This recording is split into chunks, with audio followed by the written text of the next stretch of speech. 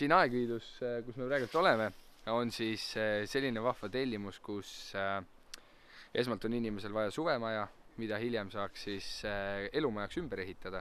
Õnneks Põhuplaat seda võimaldab ja me suudame sellise 30 ruuduse hoone kuskil 4 päevaga püsti panna koos päris suure sisustusega.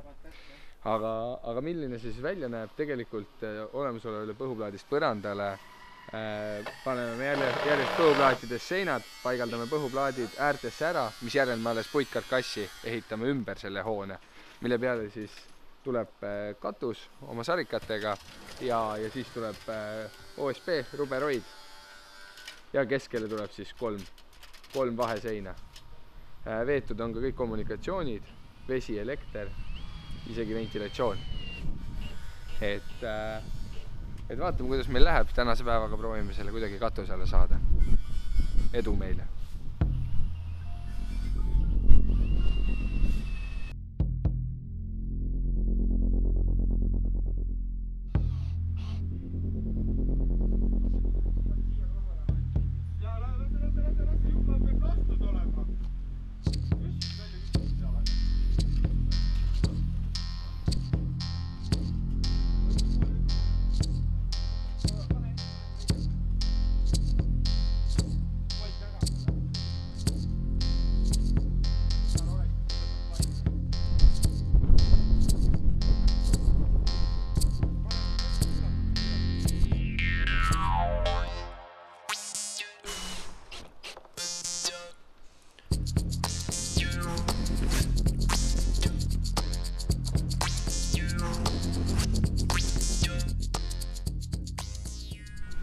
Me tõmbame siis puidu, kruntvärvi ja vee kerge lahuse siia peale või segu siis. Et kui voodrilauaga midagi peaks juhtuma, siis Põhuplaat oleks kaitstud ja ei olegi palju vaja, lihtsalt õrn kiht, et see paber ei imaks. Puidu, kruntvärv ise nagu jätab talle omadused alles, teeb piisavalt hingama. Iseenesest on niimoodi, et kui klient soovib krohvitud pinda, siis see pind olekski valmis krohvimiseks. Tuleks tõmmata siia võrk peale ja siis olenevalt soovist, mis krohv sinna peale läheb, oleme ka seda teinud. Aga antud objektil oli kindel soov, et oleks puitvooder hoonel. Ja siia tulevad siis meil sajased prussid karkassiks just selle hoone puhul. Ja sinna peale kohe lähebki laudis. Et ma arvan kuskil tunni poole teise pärast sama hakata laudist teha.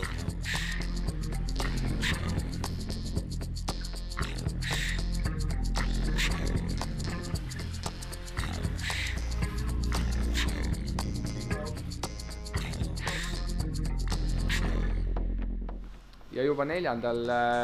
töötunnil on sees juba tulemust näha. Põrand on maha pandud.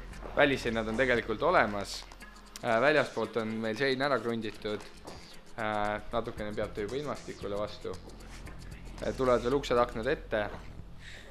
Ja sisetöödest õige pea ongi vahva ära lõigata ja tulevad vaheseina kohad ja esimene pahteldus läheb peale. Ja põrand läheb eraldi tõenäoliselt homme põranda laua alla. Aga jah, seest hakkab väikselt looma juba.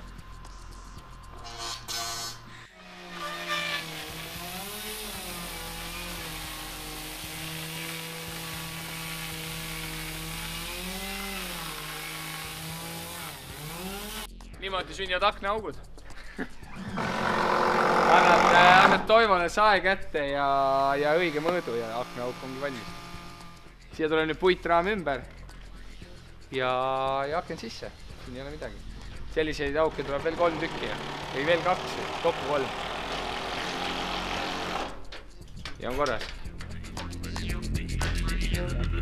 Nii. Täna küll voodrilauda löödud ei saanud. Ja tõenäoliselt ei saa ka, aga 8-tunnise tööpäevaga on jõutud siis väikesed kanalisatsioonitööd ära teha, elektritööd, siis all on näha, et põrand on tehtud valmis, kõik seinad, aknaaugud, ukseaugud ja praegult paneme siia katuse peale tõenäoliselt ei jõuame siia ühtegi veekindlat kihti peale põletada, lihtsalt läheb ennem pimedaks. Aga ma arvan, et see on väga hea tulemus, et tegelikult meil maja täna enam vett ei karda, ainult aknaaugud kardavad, sest ta on meil ära krunditud ja kohe saab OSB katus ka peale. Et julgen öelda, et päris tubli tulemus, eks ikka mõned nüansid on, mis viitsid natuke aega, aga juba järgmine tuleb veel kiiremini. Et see on ikkagi veel esimese päeva kohta on väga hea tulemus.